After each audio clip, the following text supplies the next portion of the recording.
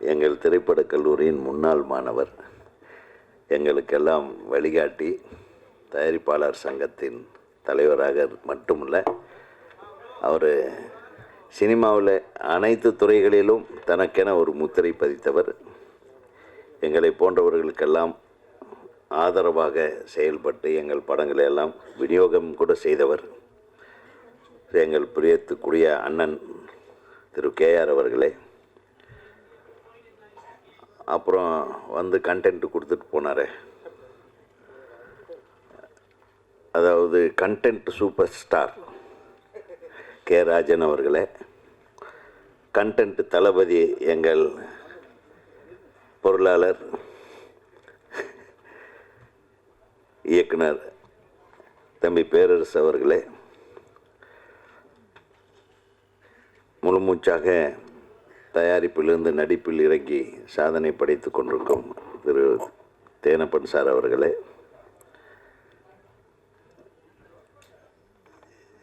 அருமையான வித்தக கவிஞர்.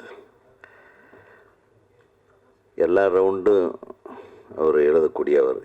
எத்தனை ரவுண்டு அடித்தாலும் அத்தனை ரவுண்ட்லேயும் பர்ஃபெக்டாக, அதாவது நான் தப்பான ரவுண்டில் எந்த களமாக இருந்தாலும் அந்த களத்திற்கு ஏற்ப அற்புதமான வரிகளை போட்டு அனைத்து இயக்குநர்களையும் திருப்திப்படுத்தக்கூடிய ஒரு கவிஞராக வலம் வந்துக்கிட்டு இருக்கும் என் அருமை தம்பி கவிஞர் சினேகன் அவர்களே.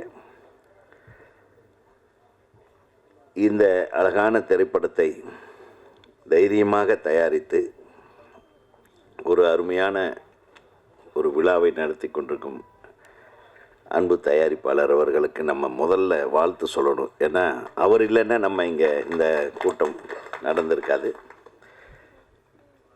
என்னுடைய அன்பிற்கும் பாசத்திற்கும் பிரியத்திற்கும் உரிய ராஜன் அண்ணன் அவர்கள் சொன்னது போல் ரொம்ப எளிமையான, பழகுவதற்கு பாந்தமான, அவர் சத்தம் போட்டு கூட பேச மாட்டார். அந்த மாதிரி ஒரு அற்புதமான படைப்பாளியாக வலம் வந்திருக்கும் ஒரு பத்திரிகையாளர், உங்களில் ஒருவர், இப்போது எங்களில் ஒருவராக மாறியிருக்கும் என் அன்பு தம்பி ஆதிராஜன். உங்களுடைய முயற்சி நிச்சயம் வீணாகவில்லை என்றே தோன்றுகிறது. ஏன்னா நானும் இந்த படத்தில் இருக்கிறதுனால நம்மளை கொஞ்சம் பூஸ்டப் பண்ணிக்கிறதுக்காக சொல்லுறேன். ஒரு சும்மா கெஸ்ட் ரோல் தான் பண்ணியிருக்கேன். 2 நாள் தலையை காட்டியிருக்கேன், அவ்வளோதான். பட் இந்த ட்ரெய்லரை பார்த்த உடனே ரொம்ப எனக்கு ஒரு மனதுக்கு நிறைவாக இருந்தது. இளையராஜா, இசைஞானி இளையராஜா அவர்களின் 1417வது படம் என்று சொன்ன உடனேயே அதில் ஒரு முக்கியத்துவம் பெறுகிறது இந்த திரைப்படம். அது மட்டும் இல்லை, இளையராஜா எப்பவுமே இசையில் என்றைக்குமே தப்பாக பண்ண மாட்டார். அவர் இசையை அடுத்தவங்க தப்பாக வேணால் பயன்படுத்துவாங்களே தவிர அவர் இசை எப்பவுமே தப்பாகாது.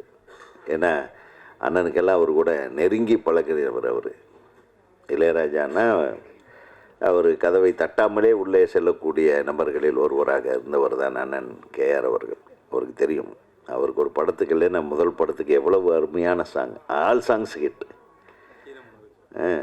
ஈரமான ரோஜா இல்லை என்ன, இளையராஜாவை பற்றி அவர் நம்ம பேசிகிட்டே இருக்கலாம். இறைவன் எல்லா தைரியத்தையும் அவருக்கு, மனநலத்தையும், அவர் அதெல்லாம் கடந்துட்டார். அவருக்கு மனசில் வருத்தம் இருந்திருக்கலாம், சோகங்கள் தானே. மனிதன் எல்லாத்துக்காகத்தான் படைக்கப்பட்டிருக்கான். பிறக்கும்போதே அழுதுட்டு தான் பிறக்கிறோம். நம்ம போன கட்சியிலையும் எல்லாத்தையும் அழ வச்சுட்டு தான் போகிறோம். என்ன, பிறக்கும்போது நம்ம அழுகிறோம், நம்ம போகும்போது அடுத்தவனை அழ வைக்கிறோம். நல்லவனாக இருந்தால் தான் அழுவாங்க அடுத்தவங்க, கெட்டவனாக இருந்தால் போனாண்டா அப்படின்னு சந்தோஷமாக அழுவாங்க, அப்பவும் அழுவாங்க, ஆனந்த கண்ணு. ஸோ 2 விஷயம், அதுக்குள்ளே நம்ம வாழ்க்கையில் எத்தனை விஷயங்கள் இருக்குது, அத்தனையும் அனுபவித்து தானே ஆகணும். நம்மை உருவாக்கியவர்களை நம்ம இழப்போம், நம்ம உருவாக்கினவங்களையும் நம்ம இழப்போம், நம்ம கண் முன்னாடி நம்மளோட உறவாடியவர்களையும் இழப்போம். இந்த இழப்புகள் எல்லாம் இயற்கையானது தான். இதுக்கு நம்ம வருத்தம் தான் பெற முடியும். ஏன்னா நம்ம எப்படி இருக்கிறோமோ அதே மாதிரி தான் நம்மளை பக்கத்தில் இருக்கிறவனும் நம்மளை பார்த்து இது மாதிரி வருத்தங்கள் படும். ஸோ இது எல்லாருக்கும் பொதுவான விஷயந்தான். இழப்பு என்பதோ பிறப்பு என்பதோ எல்லாத்துக்கும் என்ன ஒவ்வொரு கட்டத்தில் பேரரசு சொன்ன மாதிரி ஒரு கண் முன்னாடி நம்ம வளர்த்த குழந்தைய ஒருத்தர் இழக்கும்போது அந்த உலகத்திலேயே உயர்ந்த சோகம் புத்திர சோகம்னு சும்மா சொல்லலை, அது அவருக்கு நிகழாமல் இருந்திருக்கலாம். அதையும் கடந்து போவதுதான வாழ்க்கை. ஸோ இளையராஜா அவர்களுக்கு அவர் வணங்கும் தெய்வம் துணை இருக்கும். எத்தனை கோடி தமிழ் நெஞ்சங்கள் வந்து அவருக்காக வந்து அன்றைக்கு பிரார்த்தனை செய்திருக்கும் எனக்கு தெரியும். ஸோ அது போதும். அத்தகைய இசைஞானி நம்மோடு கலந்துருக்கிறார். அதை சொன்னால் அவருடைய பாட்டு சோகப்பாட்டுகளை கேட்டு மற்றவன் சோகமாக இருக்கும்போது அந்த சோகத்துக்கு மருந்தா ஏன் கொஞ்ச நாளைக்கு முன்னாடி அந்த வானத்தை போல் நம்ம எழுதுகிற இசைஞானியோட பாட்டு அவர் வாய்ஸ்லேயே அது எத்தனை பேருடைய மனசை தாளாட்டுச்சு, மனசை உணர்வுகளோட கலந்து போச்சுன்றது நம்ம பார்த்தோம் கேப்டன் அவர்களுடைய மறைவில். ஸோ எல்லா உணர்வுகளுக்கும் பாடல் கொடுத்தவர் இளையராஜா. ஸோ இந்த காதல் உணர்வெல்லாம் அவருக்கு சுஜுப்பி மாதிரி. இந்த படத்தில் சொன்ன மாதிரி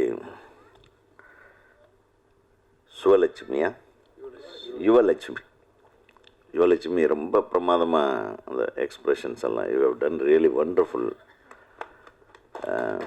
ரொம்ப ரொம்ப சிறப்பாக இருந்தது. ஆனால் அந்த துருன்னு அந்த இது அது மட்டும் இல்லை, செகண்ட் ஹாஃப்லேயும் டுவர்ட்ஸ் கிளைமேக்ஸ்லேயும் she has done excellent performance in one scene where I have acted with her. கரெக்டாக நான் பண்ணலையா? அது காம்பினேஷன் இல்லையா? காம்பினேஷன் இல்லை, பட் பார்த்தேன் இந்த சீன் சூப்பராக பண்ணியிருக்காங்க. All the best. அப்புறம்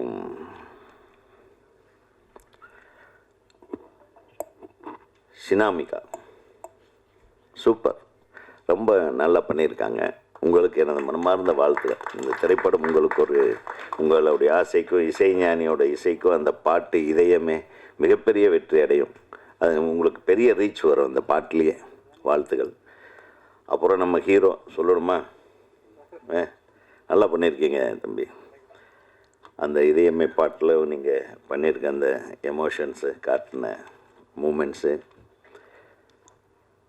அதாவது இயல்பாக நடிச்சிருக்கீங்க. அதுதான் பெரிய விஷயம். பிரஜன் வந்து மிகப்பெரிய ஒரு ஹீரோவாக வருவதற்கு அனைத்து தகுதியும் இருக்கிறது. அப்புறம் அடுத்தது நம்ம குறிப்பாக சொல்லணுன்னா நம்ம ஒளிப்பதிவாளர் சொல்லணும். ஒவ்வொரு ஷாட்டும் ரொம்ப நல்லா எடுத்திருக்காரு நம்ம ராஜன். பியூட்டிஃபுல் கம்போசிங்கு, அந்த மூமெண்ட்ஸு. சில மூமெண்ட்ஸ் எல்லாம் பார்ப்பேன். நான் எப்பவுமே I'm a trolley lover. Moment shots தான் எடுப்பேன். மூவி என்னாவே மூமெண்ட் ஷாட்ஸ் தான் எடுப்பேன். சின்ன க்ளோஸ்அப்பில் கூட ஒரு சின்ன மூமெண்ட் இருக்கணும்னு நினைப்பேன். மூவ் பண்ணிகிட்டே இருக்கணும்னு நினைப்பேன். அது என்னுடைய பர்சனல் இது. அதனால் அதிகமாக ட்ராக் அண்ட் ட்ராலி கிரேனி யூஸ் பண்ணுற ஆள் கவுண்ட் பண்ணி சொல்லுவார், உங்கள் ஆள் ட்ரெயினில் ஏறிட்டாரா, ஐயா ட்ராக்கில் ஏறிட்டாரா, நாங்கள் ஓடிட்டே இருக்க வேண்டியதுதான் பாரு. ட்ராலிலேயே சீனை முடிச்சுடுவேன். அந்த மாதிரி அது ஒரு ஆசை எனக்கு. படம் மூமெண்ட்லேயே இருக்கணுன்றது. அந்த மாதிரி அழகான மூமெண்ட்ஸை பண்ணியிருக்கேன். ஊருக்கு எல்லோரும் ஒரு கை தட்டலாம். ஏன்னா ஒரு இயக்குனருக்கு பலமே ஒளிப்பதிவாளர். ஒளிப்பதிவாளர் ப்ராப்பராக அவரை கரெக்டாக அவன் டைரக்டர் என்ன ஃபீல் பண்ணாரோ அதை ரெப்ரசன்ட் பண்ணல, அதை கொண்டு வரலன்னா அந்த படம் அவ்வளோ நல்லா வராது. அது மாதிரி அங்கங்கே கம்போசிங் பார்த்தேன். Beautiful, extraordinary. எனக்கு சமீப காலத்தில் நிறைய பேர் ஒளிப்பதிவாளர்கள் பெரிய பெரிய படங்கள் பண்ணுறாங்க. அங்கே ஒரு கேமரா, அங்கே ஒரு கேமரா, அங்கே ஒரு கேமரா, பின்னாடி ஒரு கேமரா.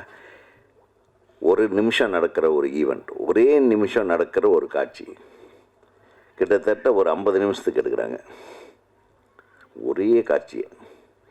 அது எடிட் பண்ண ஒரு நிமிஷத்துக்கு தான் வரும். அதுக்கு மேலே அது கிடையாது.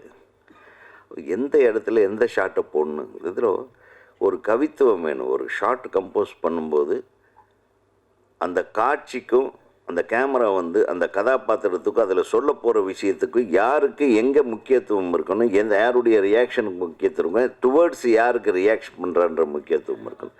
அதுதான் கம்போஸிங் இருக்கும். எந்த இடம், அந்த இடத்துல ஏதாச்சும் ஒரு பொருளுக்கு முக்கியத்துவம் கொடுக்கணும், சைடில் அந்த பொருள். இந்த மாதிரி ரொம்ப நாளைக்கு பின்னாடி அந்த கம்போஸிங் நல்லா இருந்தது. அதுக்காக நான் வந்து மனசார்த்த பாராட்டுறேன். மற்றவங்களை பற்றியெல்லாம் நம்ம கவலைப்பட வேண்டாம். சில டைமில் நல்ல படம் எடுத்ததெல்லாம் வேஸ்ட்டுன்னே நினைக்க தோணும். எதுக்கு நல்ல படம்லாம் எடுத்துட்டேன்? நான் இப்போ 450 கோடிக்கெல்லாம் படம் எடுக்க முடியாது, கலெக்ஷன் ஆகிற படம் எடுப்பேன். நம்ம எடுத்த படமே ஹையஸ்ட் பட்ஜெட்டு 3 கோடி தான், அது 30 கோடி கலெக்ஷன் ஆச்சு, அவ்வளோதான். என்னுடைய முதல் படத்தோட பட்ஜெட் அண்ணனுக்கு தெரியும், வெறும் 34 லட்சம் ரூபா. 54 லட்சம் ரூபாய்க்கு விற்றார் மணி ஐயர். நீங்கள் அதில் பாருங்கள், தயவு பண்ணி ஒரு தடவை அதையெல்லாம் பாருங்கள். நான் என்ன சொல்ல வர்றேன், இவங்கெல்லாம் பழைய ஆளுங்க, இவங்கெல்லாம் என்னையா பண்ணியிருக்காங்க. இன்றைக்கி அந்த உரிமை கீதம்ன்ற ஒரு படத்தை பார்த்துட்டு, அந்த படம் பார்க்க மிகவும் ஆசைப்பட்ட ஒரு புரட்சி தலைவர் எம்ஜிஆர். காரணம், உரிமை கீதம் நான் டைட்டில் வச்சது தான்.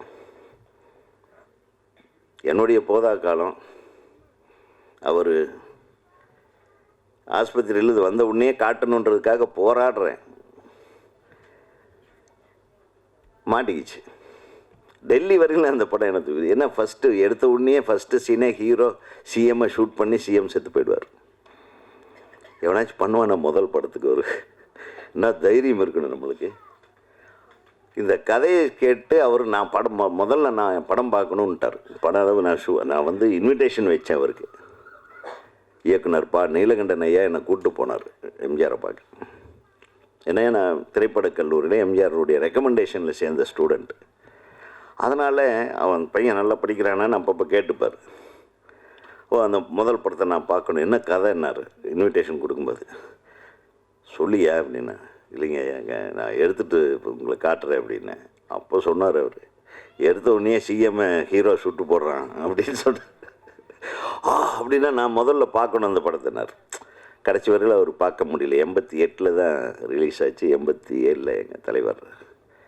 ஸோ அந்த படத்தை பாருங்கள், நீங்கள் பார்த்தா தான் எப்படி மேக்கிங்ன்றது என்னன்னு தெரியும். இந்த காலத்தில் இன்றைக்கி எத்தனை பொருட்சேதங்கள் பண்ணி, பொருட்சேதங்களை பண்ணி எடுக்கிறாங்களோ அந்த இம்பேக்ட் எல்லாம் பொருட்செலவு இல்லாமையே நாங்கள் காட்டியிருக்கோன்றது தான் சொல்ல வரேன். அது எல்லா தயாரிப்பாளர்களுக்கும் தெரியும். இப்போ நம்ம தான் சிக்கிட்டோம்னா தயாரிப்பாளர்கள் அதை விட சிக்கிட்டாங்க. முதல்லலாம் நாங்கள் தயாரிப்பாளர்களோட இயக்குநர்களாக இருந்தோம். இப்போல்லாம் நடிகர்களோட தயாரிப்பாளர்கள் ஆயிட்டாங்க. கரெக்டா? டைரக்டர்கிட்ட எல்லாம் பேசவே முடியாது. Direct link to hero. இப்போ 2 பேர் என்ன செய்கிறாங்களோ அது வந்த கடைசியில் அது என்ன, அது சாப்பிட முடியுமா முடியாதான்னு எல்லாத்துக்கும் தேவை. இதுதான் இன்றைக்கி இருக்கிற சினிமா. இது மாறணும். இது மாறணுன்னா இந்த மாதிரி நினைவெல்லாம் நீயடா போன்ற திரைப்படங்கள் ஓடணும்.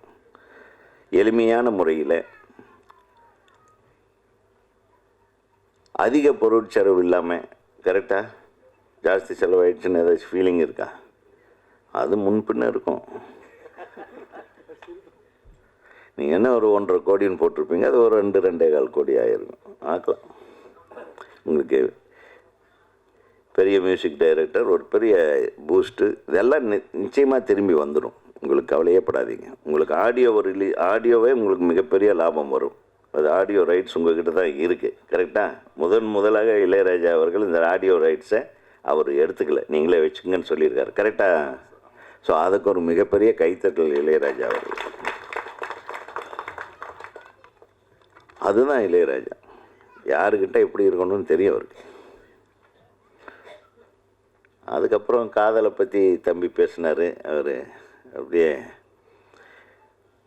உடஞ்ச அணைக்கட்டு மாதிரி பொங்கிட்டார். பாவம், அவர் லவ் எவ்வளவு சோகமான லவ்வான இருந்திருக்கும்னு நான் நினைக்கிறேன்.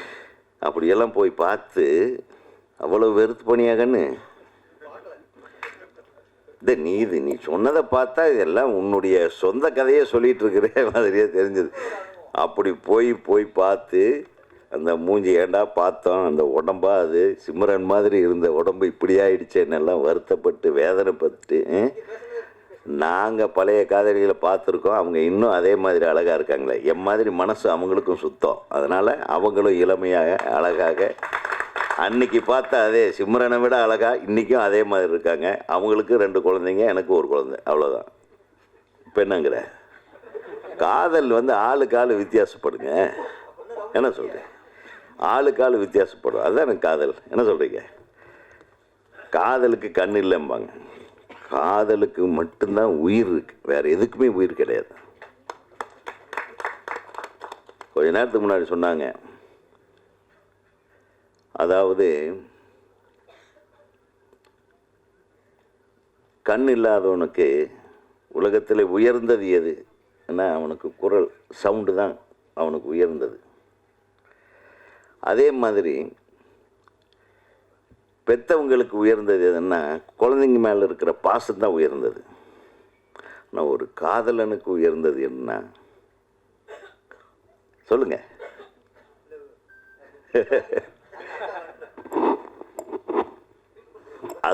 அது காதலுக்கு இருக்கிற ஒரு உயிர் இருக்கு பாருங்க. அது தம்பி சொன்னாரே, எவ்வளவு காலம் கடந்தாலும் அந்த காதலை நம்ம நினைத்து பார்க்கும்போது அந்த ஒரு தருணம், நம்ம மனைவிக்கு நம்ம துரோகம் செய்துவிட்டு நம்ம காதலை நினச்சி சந்தோஷப்பட்டுருக்கோம். அந்த துரோகங்கள் நம்ம மனைவியும் செய்திருப்பார் நம்மளுக்கு, அதை ஏற்றுக்கணும். அது என்னப்பா நீ மட்டும் காதலிக்கிற போய் அவன் பார்த்தா உன்னை என்ன நினைப்பார்? ஐயோ கேவலமாக இருக்கானே, இவனையா நம்ம லவ் பண்ணோன்னு நினைக்க மாட்டாளா? அதுக்காக தான்ப்பா நம்ம அப்படியே இருக்க முயற்சி பண்ணிப்போ. கேஆர் அண்ணன் எப்படி இருக்காரு? நான் ஃபில்ம் இன்ஸ்டியூட்டில் படிக்கும்போது எப்படி இருந்தாரோ அதே மாதிரி இருக்காருன்னா அவர் என்னன்னா அவர் இன்றைக்கும் காதலிக்கிறார் எல்லாத்தையும் அன்பா. அதாவது காதல் என்பது அதான் இந்த இடத்துல பொருள் வேறு. அன்பாக நேசிக்கிறது கூட காதல் தான். அப்புறம் நீங்கள் ஆச்சா பூச்சனா உடனே தாமரை மலராது, அந்த தாமரை 1000 தாமரைம்பிங்க, பெரிய இம்சையாக இருக்குது. இப்போ எந்த மீட்டிங்க்கு போனாலும் நடுவில் இந்த ராஜண்ணன் வேறு ஒன்று பற்றி வச்சுட்டு இப்படி போயிடுவார். அவர் அரசியலுக்கு வர்றது நல்லதுன்னு சொல்கிறாரா, இல்லை விஜய் அரசியலுக்கு இவங்களை பின்பற்றணும்னு சொல்கிறாரா, இல்லை இது எதாவது பின்பற்றக்கூடாதுன்றாரா, இது அவங்க இப்படி ஆயிட்டாங்க இவங்க இப்படி ஆயிட்டாங்கன்னு சொல்லி அவரை போட்டு கன்ஃபியூஸ் பண்ணிவிட்டு கண்டென்ட் ஓகேவான்ட்டு போயிட்டார். இப்போ வர ஆடியோ ரிலீஸில் கண்டென்ட் கொடுக்கறதுக்கு வரும்போதே யோசனை பண்ணிட்டு வரணும் போல் இருக்கு. ஒரு ரூம் போட்டு திங்க் பண்ணிவிட்டு இன்றைக்கி என்னடாப்பா மேட்ரு பிளான் பண்ணுவோம். ஆனால் அதில் 2 பேர் ரொம்ப கெட்டிக்காரங்க. அண்ணன் கரெக்டாக இருப்பார், ராஜான்னு ஒன்று. இப்போ அந்த வழியில் வளர்ந்துட்டுருக்காரு நம்ம தம்பி பேரரசு. தாமரையை பற்றி சொன்னதுனால சொல்கிறேன். தாமரை சூரியனை பார்த்த உடனே மலரும், அப்புறம் நிலவை பார்த்தவுடன் வெட்கப்படும். அல்லியும் தாமரையும் ஒரே ஜாதி தான். இரவில் காதல் வயப்படும்,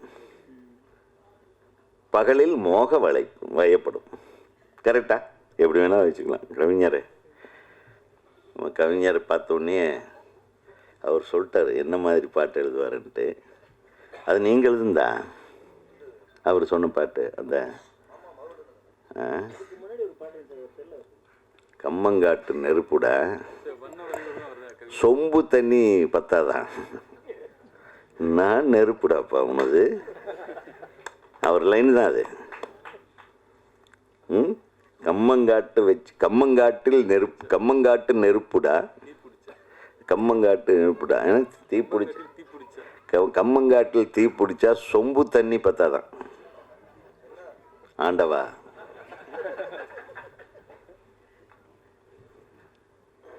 என்ன சொல்றது?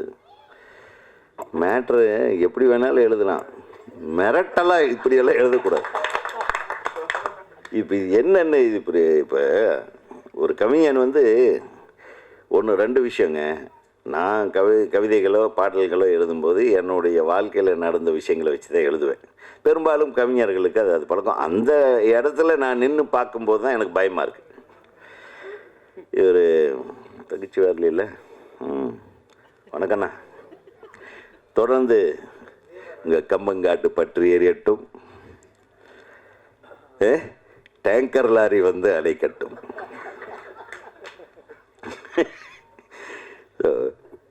அழகா நான் என்ன சொல்கிறேன்னு, அதில் ஒரு சுவாரஸ்யம் இருந்தது. அது அழகாக நம்ம வயப்பட சொல்கிறது தானே, நயம்பட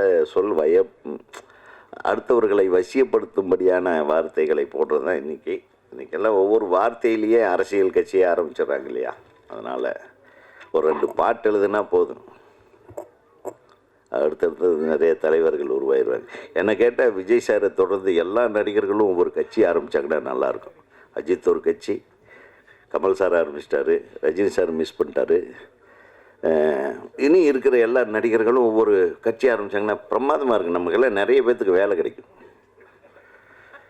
நிறைய அரசியல்வாதிகளுக்கு நம்மெல்லாம் தேவைப்படுவோம். என்ன கொஞ்ச நாள் சினிமாவெல்லாம் விட்டு இந்த வேலையில் இறங்கிடலாம்.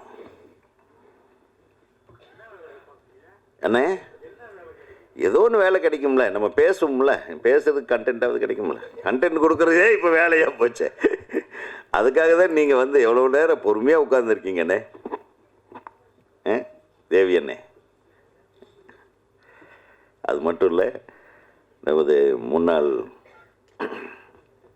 தமிழ் வளர்ச்சித்துறை இயக்குனர் அன்பு சகோதரர் திரு சேகர் அவர்கள், முனைவர் சேகர் அவர்கள் வந்திருக்கிறாங்க. அவங்க வந்து இவ்வளவு பொறுமையாக உட்கார்ந்துட்டுருக்கேன்னா அவர் எவ்வளவு பிஸியாக இருப்பார். அவர் மிகப்பெரிய தமிழில் நிறைய புஸ்தகங்கள் எழுதியிருக்காரு. அவரையும் நீங்கள் மேடையில் கூப்பிட்டு பேச வச்சுருக்கலாம். எங்களையெல்லாம் அவர் வேறு மாதிரி பேசுவார் இது சம்பந்தமாக. ஸோ இந்த திரைப்படத்திலே பங்கு பெற்றிருக்கின்ற அனைவருக்கும் எனது மனமார்ந்த வாழ்த்துக்களை கூறி, எடிட்டர் நல்லா பண்ணியிருக்காரு ஆஷிஷ் தம்பி. ஸ்டண்ட் மாஸ்டர், ஸ்டண்ட்டு கொஞ்சம் ஒரு 2-3 ஷாட் இருந்தாலும் நல்லா இருந்தது, எஃபெக்டிவாக இருந்தது, நல்லா இருந்தது. எல்லாத்துக்கும் எனது வாழ்த்துக்கள். டான்ஸ் மாஸ்டர் தினேஷ் சொல்லவா வேணும், நல்லா பண்ணியிருந்தாங்க. அந்த ஹீரோயினும் இந்த வரலையே, ஏன் வரல? எல்லாம் கூட்டு வர்றது இல்லையா? தவிர்க்க முடியாத காரணங்கள் இது எல்லாம். பாருங்கள், ஹீரோயின் மட்டும் விட்டே கொடுக்க மாட்டாங்க டைரக்டருக்கு. தவிர்க்க முடியாத காரணங்கள். ஏன்னா கல்யாணமா? சரி சரி, நிறைய ஹீரோயினுக்கு வர்றதில்லை. எவ்வளவு நேரங்கள் காலங்கள் நம்ம வந்து இங்கே வந்து ஒரு படம் ஆடியோ ரிலீஸ்க்கு கிட்டத்தட்ட 3 மணி நேரம் 3.5 மணி நேரம். 6 மணிக்குன்னா நம்ம கிட்டத்தட்ட 4:30 மணி 5 மணிக்கெல்லாம் வீட்டிலேருந்து கிளம்ப வேண்டியதாக இருக்குது. இந்த டிராஃபிக்கை மீறி, இந்த கரெக்டான டிராஃபிக் டைம். அதே மாதிரி தான் அனைத்து ஊடக நண்பர்களும் பத்திரிகை நண்பர்களும். ஏன் இவங்கெல்லாம் வரமாட்டேன்றாங்க? நீ எந்த ஹீரோயின் வரலையோ, அழைத்து வராத ஹீரோக்களையும் ஹீரோயின்களையும் மொத்தமாக தவிர்த்து விட்டு நீங்கள் விமர்சனத்தில் எழுதுங்க. அப்படி பண்ணால் தான் சரியாக வரும். ஏன்னா தயாரிப்பாளர்களால் கூப்பிட்டு வர முடியறதில்ல. என்ன சொல்கிறீங்க? அந்த மாதிரி ஒரு சுச்சுவேஷன்லாம் மாட்டிகிட்ருக்கு இன்றைக்கி தமிழ் சினிமா. அப்போல்லாம் வந்து இப்போ தேனப்பண்ணெல்லாம் படம் எடுத்தப்போ அவரை கூப்பிட்டா ஒரு ஆள் மிஸ் ஆகாமல் கூப்பிடாதவங்கெல்லாம் வருவாங்க. ஃபோன் பண்ணி என்ன ஏன் கூப்பிடலன்னு சொல்லி ஹீரோயின்ஸ் கேட்பாங்க. அடுத்த பட ஹீரோயின்ஸ் எல்லாம் அந்தளவுக்கு அவர் நெருக்கமாக உறவுகளை தப்பாக நினைக்காது, நல்ல விஷயந்தான். அதாவது அந்த அளவுக்கு ஒரு அந்யோன்யமாக நட்பு பாராட்டி எல்லாத்தையும் அப்படி இருந்த சினிமா தானே. நம்ம சொல்கிறதுக்கு முன்னாடியே எல்லோரும் வந்துட்டு போவாங்க. அந்த மாதிரி இருந்தது. இப்போ எல்லாம் திருப்பி இந்த உதயகுமாரும் பேரரசு இவங்களையே பார்த்து போர் அடிக்கலையா உங்களுக்கு? நான் இனிமேல் ஒரு முடிவு எடுத்துக்கலான் இருக்கேன். பெண்ணு இனிமேல் என்ன வந்து இந்த ஆடியோ ரிலீஸ் ஃபங்க்ஷனுக்கு கூப்பிடுறத அவாய்டு பண்ணுங்கள். ஏன்னா திருப்பி ஒரே விஷயத்த பேச வேண்டியதாக இருக்கும். எப்போவாவது ஒரு நல்ல படம் பாரு, இந்த மாதிரி ஒரு நல்ல திரைப்படத்துக்கு நம்ம வரும்போது நம்ம இந்த திரைப்படத்தை விட்டு வேறு நிறைய விஷயங்கள் பேச வேண்டியதாக இருக்குது. இது அழகாக திரைக்கதை அமைச்சிருக்காரு தம்பி. அழகான பாடல்களை எழுதியிருக்காங்க கவிஞர்கள். அழகாக படப்பிடிப்பு செய்திருக்கிறார் ஒளிப்பதிவாளர். டைலாக்ஸு கூட நல்லா இருந்தது படங்களில். நான் ஒரு 2-3 டைலாக் பேசினேன். ரொம்ப அழகாக காதலுக்கு என்ன வேணுமோ அது செஞ்சுருக்காரு. அந்த காதல் எப்பவுமே தோக்கிறது இல்லை என்றது தான் இந்த படம். காதலித்தவள் ஒருத்தி, கைப்பிடித்தவள் இன்னொருத்தியாக இருந்தாலும் அந்த காதல் எப்படி தோக்காமல் வாழுது அப்படின்றத மிக அழகாக அற்புதமாக சொல்லியிருக்கும் இயக்குனருக்கும் அதை இயக்குனருக்கு ஆதரவாக இருந்து இயக்குனருக்கு ஒரு நல்ல திரைப்படத்தை அளித்த தயாரிப்பாளர் அவர்களுக்கும், இணை தயாரிப்பாளர்களாக இருக்காங்களா அவங்களுக்கும் மற்றும் அனைத்து தொழில்நுட்ப கலைஞர்கள், நடிகர்கள், இங்கே பாராட்ட வந்திருந்த அனைத்து மேடையில் உள்ள அனைத்து பெரியவர்களுக்கும், ஆடியோ ரிலீஸ் பண்ணுற கம்பெனி ஜியோ மியூசிக் கம்பெனி அவர்களுக்கும், மற்றும் உங்களுடைய அனைத்து நண்பர்களுக்கும், தோழர்களுக்கும், தோழியர்களுக்கும் வாழ்த்து சொல்லி, நன்றி சொல்லி, இந்த படத்தை நல்லா கொண்டு போய் எனக்கு தெரியும், நான் பார்த்த இசை வெளியீட்டு விழாவிலேயே இன்றைக்கி தான் ஒரு ஆள் கூட வெளியே போகாமல் உட்காந்துருக்கீங்க. ஏன்னா உங்களோட படம் இது எல்லார் படத்துக்கும் இருக்கணும் என்று சொல்லி அன்போடு கேட்டுக்கொண்டு விடைபெறுகிறேன். நன்றி, வணக்கம்.